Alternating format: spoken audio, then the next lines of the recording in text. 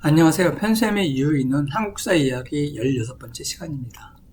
지난주 내용을 다시 한번 요약해 드리겠습니다. 후고구려를 세운 궁예는 포악한 정치를 일삼았습니다. 그래서 민심을 잃게 되었습니다. 궁예가 쫓겨났습니다. 신하들은 왕권을 왕으로 추대했습니다. 왕권은 국호를 고려로 정했습니다. 고려는 후백제와의 경쟁관계를 유지했고 신라와 우호관계를 유지했습니다. 공산 전투가 벌어졌습니다. 후백제가 승리했습니다. 그러나 뒤이어 벌어진 고창 전투에서 고려와 호조 연합군이 승리했습니다. 그로 인해서 후백제의 세력이 급격히 약화되었습니다. 그 와중에 경순왕은 고려에 투항했습니다. 즉 신라가 멸망한 것입니다. 견훤의 아들 신검이 반란을 일으켰습니다. 견훤은 고려에 투항했습니다. 바로 벌어진 1~2천 전투에서 견훤은 고려군에 참여하게 되었습니다. 그로 인해 고려가 승리했습니다. 후백제가 멸망한 것입니다. 고려는 후삼국을 통일하게 되었던 것입니다. 고려의 왕권 강화 과정. 태조의 호족과의 결혼 정책을 추진하였습니다. 그 덕분에 호족 연합 정권이 강화되는데 도움을 주었습니다. 그러나 태조 사후 결혼동맹은 각 호족의 이해관계에 따라 왕위 권력 투쟁을 격화시켰습니다. 그로 인해서 해종과 정종 때는 왕권을 불안하게 만드는 원인이었습니다. 광종은 불안한 왕권을 안정시키기 위한 정책을 수립했습니다. 의비양권법을 실시했습니다. 과거지를 실시했습니다. 관리공복을 정했습니다. 황제 호칭을 사용했습니다.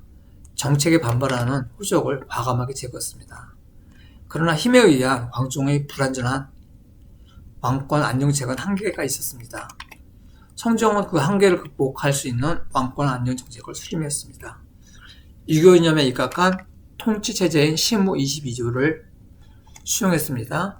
중앙정치기구를 개편했습니다. 지방관을 파견했습니다. 학교 제도를 정비했습니다.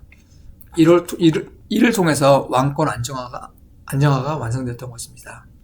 그럼 이번 주 강의 내용을 보겠습니다. 이번 주는 이자금 난과 묘촉의 난입니다. 문벌사회였습니다. 고려의 문벌이 어떻게 형성했나?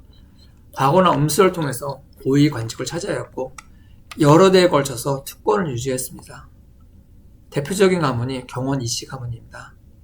이들은 왕실의 외척으로 오랫동안 권력을 장악했습니다. 경원 이씨의 권력 혁성을 보겠습니다. 문종대부터 왕실과 거듭된 혼인관계를 맺으며 80년간 국가의 중요 요직을 차지했습니다.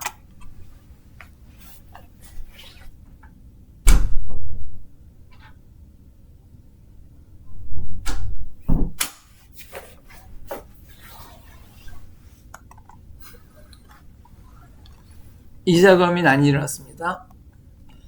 이자겸은 딸들을 왕비로 들여 최고의 권력을 누렸습니다. 인종은 이자겸 제거를 시도했습니다. 그러나 사전에 발각되어 이자겸이 난을 발생했습니다. 인종이 이자겸의 측근인 척준경을 회유했습니다. 척준경의 배신으로 반란이 진압되었습니다. 좀 더 자세하게 알아보도록 하겠습니다. 이자겸 난의 발생 배경은 외척의 권력 강화였습니다. 이자겸은 인종의 외할아버지로 자신의 딸들을 왕비로 들여 보냈습니다. 그래서 권력을 장악했습니다. 왕권보다 외척의 권력이 더 강해진 상황이었습니다.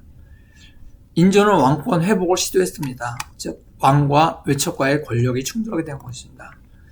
인종은 외척 세력을 견제하려고 했습니다. 측근 세력인 한한인과 김부식 등을 통해서 이자겸 제거 계획을 추진했습니다. 그러나 사전에 발각되고 선제 구테타를 실행하게 되었습니다. 이자겸은 궁궐을 장악하고 반대파를 제거했습니다. 궁궐 방어 사건이 일어났습니다. 반란 과정에서 궁궐이 불타버렸습니다. 궁궐이 불타는다는 것은 왕권 상징 시설이 파괴였습니다. 그것은 단순한 권력 투쟁이 아니라 국가 체제 자체에 타격을 입혔던 사건이었습니다. 이자겸은 인종을 폐위를 하려고 시도했습니다. 자신의 권력을 유지를 시도했던 것입니다. 그러나 결과 반란은 실패했습니다. 부하 척준경의 배신으로 상황이 역전되었습니다.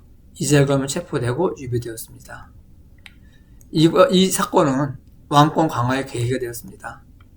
인종은 다시 권력을 회복했습니다. 외척 정치가 악화되었습니다. 그렇지만 사회 혼란은 여전했습니다. 궁궐이 소실됐기 때문에 정치 행정 기능이 마비되었습니다. 이후 묘총의 서경천동 운동으로 이어지는 혼란한 배경이 형성되었던 것입니다. 이자금의 난의 역사적 의의를 살펴보겠습니다. 외척 정치의 한계가 드러난 사건이었습니다. 왕실과 혼인으로 권력을 독점했으나 결국 반발을 초래할 때였습니다. 왕권과 외척 세력의 충돌의 대표적인 사례라 하겠습니다. 고려 정치 구조의 문제점을 노출시킨 사건이었습니다. 이후 정치 불안의 출발점이 되었던 것입니다. 묘총의 난과 같은 연속적인 정치 혼란으로 이어지게 되었습니다. 핵심 요약해드리겠습니다. 이자금 난의 원인은 외척 이자금의 권력 독점이었습니다. 정계, 왕 제거를 시도했습니다. 그리고 쿠데타를 일으켰습니다. 궁궐이 방어되었습니다. 척중영의 배신으로 반란은 실패했습니다. 여기서 의의는 왕권이 회복되었습니다. 그러나 고려 정치의 불안을 심화되는 원인이 되었던 것입니다. 묘총의 난에 대해서 설명해 드리겠습니다. 묘총의 난은 서경 출신 세력이 인종에게 서경천도를 건의했습니다. 고려의 왕을 황제로 칭하고 독자 연호를 사용할 것을 주장했습니다. 전개를 보겠습니다. 서경 출신의 주장이 받아들이지 않자 묘총동은 서경에서 반란을 일으켰습니다. 김부식이 이끄는 광군에 의해서 진압되었던 것입니다. 조금 더 자세히 보겠습니다. 묘총의 난의 발생 배경을 살펴보겠습니다. 첫 번째, 정치 갈등, 세력 갈등이었습니다. 당시 권력은 개경 중심 문물 귀족인 김부식 계열이 장악하였습니다. 이에 반발하여 서경 세력과 신진 세력이 연합했습니다. 핵심 대립은 개경 귀족은 안정을 추구하고 보수적이었습니다. 그러나 서경 세력은 개혁을 추진하고 팽창주의를 펼쳤습니다. 두 번째, 사상의 대립입니다. 이것이 어떻게 보면 가장 중요한 원인 중 하나인데요. 묘총은 풍수지리와 도참사상 그리고 북진 정책을 주장했습니다. 그러나 김부식은 유교적 질서를 주장하고 4대 외교, 즉 금과의 안정관계를 유지를 주장했습니다. 핵심, 묘총은 고려는 주권 국가이고 북진을 주장했고 김부식은 현실적으로 금과의 평화가 중요하다고 생각했기 때문에 4대 관계를 중요시 여겼습니다. 발생 배경, 세 번째, 서경천도 운동이었습니다. 묘총은 서경이 지리적으로 왕업의 중심이라고 주장했습니다. 왕에게 수도 이전을 건의했습니다. 개경에서 서경으로. 한때 묘총은 인종을 설득하여서 서경의 궁궐을 건설했습니다. 그러나 개경 귀족이 반발했습니다. 김부식 등이 강하게 반대했습니다. 결국은 천도 개혁이 중단되었습니다.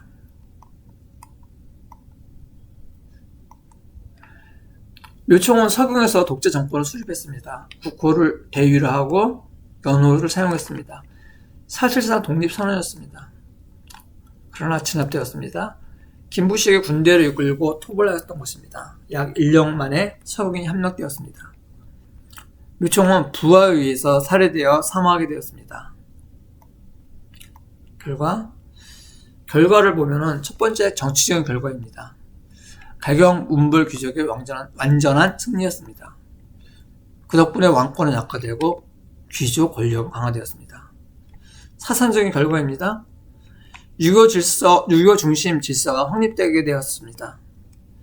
불교 도참 사상 등은 정치적 영향이 약화되었습니다. 대외 정책의 변화입니다. 적극적인 북진 정책을 포기하게 되었습니다.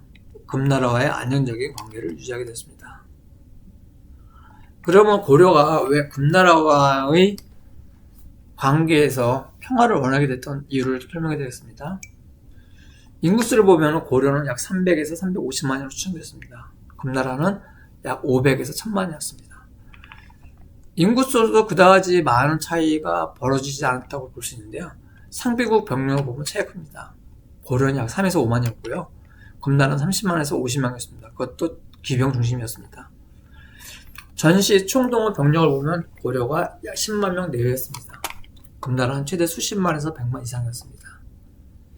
이러한 군력의 형급 차이로 인해서 고려는 4대의 예를 추진하였습니다. 그러나 표면적으로 고려는 금나라를 이길 수 없었습니다. 그러나 과거 고구려와 중국의 전쟁을 보면 금나라에 굴복하는 것이 과연 답일까 하는 생각이 듭니다. 오늘 배운 내용을 다시 한번 정리해 드리겠습니다. 고려가 문벌이 형성되었습니다. 문벌 귀족의 권력이 비대화되었습니다. 대표적인 문벌 귀족인 이재금은 대를 잇는 왕과의 혼인관계를 맺었습니다. 이재금의 문벌이 왕권을 넘어섰습니다. 인종은 이재금을 제거를 시도했습니다. 사전에 그것을 알게 된 이재금이 먼저 난을 일으켰습니다. 난을 일으킨 과정에서 궁궐이 방어되었습니다. 인종은 척중령을 설득해서 척중령의 배신하였습니다. 그의 배신으로 이재금의 난은 실패로 끝나게 되었습니다. 묘총의 난에 대해서 정리해드리겠습니다.